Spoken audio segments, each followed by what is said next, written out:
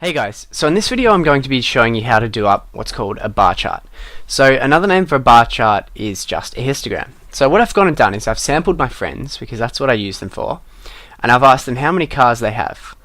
And I've basically taken this sample of 15 people, and I found that some of them had no cars, some had one car, some had two cars, some had three cars, and some had four cars. So what I want to do now is I want to take this data and I want to order it into what's called a histogram or a bar chart. So that's just different names for the same thing.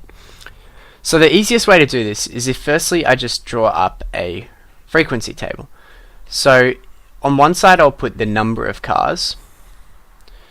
So I know people either had 0, 1, 2, 3 or 4 cars. And on the right side I'll put the frequency. So this is how many times that my friends had 0 cars, how many times they had 1, or the frequency is just basically how many people had that number of cars. So for the first one, we just go through and we count this frequency. So there's a video on this. There's a video showing you how to do these frequency tables. So we'll just go through and do this one. So the frequency of 0 is 1, 2, 3, 4, and that basically says that 4 friends had no car. If we then want to find out how many friends had 1 car, we go through and we count the number of ones. So 1 and 1. So there were 2 friends that had 1 car. The number of 2s will tell us how many friends had 2 cars. So 1, 2, 3, 4. So 4 of my friends each have 2 cars. Then the number of 3s, so this tells us friends who had 3 cars, again is 4, and the number of friends that had 4 cars is just 1, 2. So that basically is our frequency table. Then what we want to do next is we want to take this and we want to put it into what we call this bar chart. So to do this we draw up an axis. So as poorly as that is drawn, that's our axis. So on our vertical axis, we will always put what is our frequency. So you can see from this table we had 4, 2, 4, and 4, and 2. So these are our frequencies. So what we're going to need is we're going to need to be able to display data ranging up until 4. So our chart must go to at least 4 to be able to accurately display the data. So say it starts down here at 0 on this axis, then we'll have 1 car. This is number of times the frequency was 1, 2, 3, 4.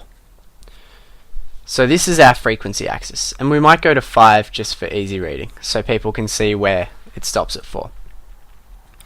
And then along our x-axis, we will have this variable. So this frequency will go on our y-axis, and this number of cars will go along here on our x-axis. So this will be number of cars. So for our number of cars, we'll have friends who had 0 cars. Then we'll have friends who had 1 car, friends who had 2 cars,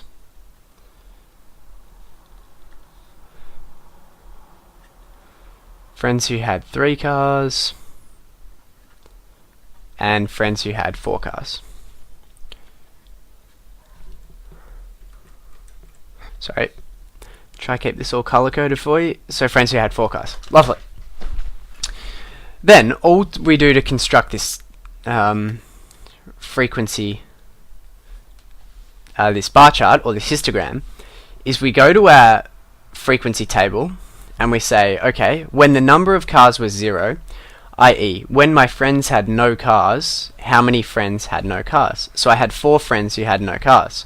So then what I do is I come over to this frequency table, this histogram, sorry, and where I have this 0 bracket, so number of friends with no cars, I just basically draw up until 4. I come back down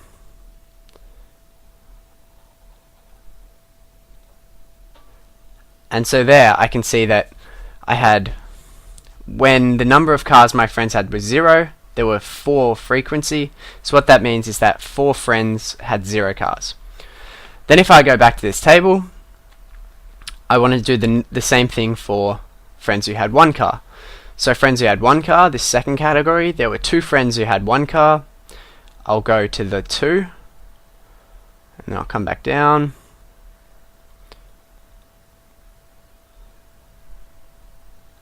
And that will tell me that I had two friends that had 1 car each.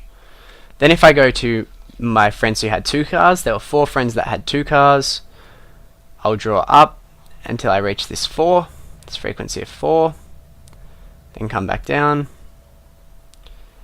and you'll see we're getting this nice bar chart starting to form. So what you'll also notice is that I had 4 friends that had no cars. I also had 4 friends that had 2 cars each. So when we see these bars, they're the exact same height. So the height at column 0 is the same at the height at number 2. And this basically says that there was an equal amount of people with no cars as there were with 2 cars. Then if I come over, I can do the same thing for my friends who had 3 cars. So the number of cars they had was 3. 4 people had 3 cars. I go to the number 4 again. Come down,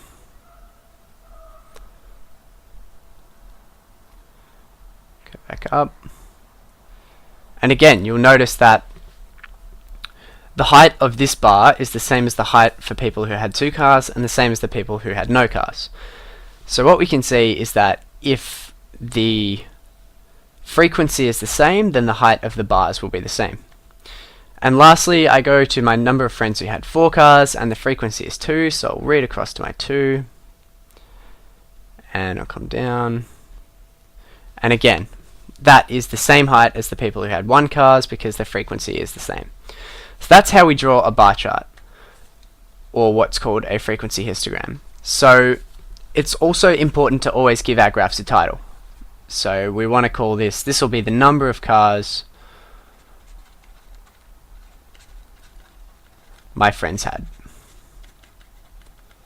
Friends had. So it doesn't matter what you call your graph, as long as it's got a title, we know what we're looking at.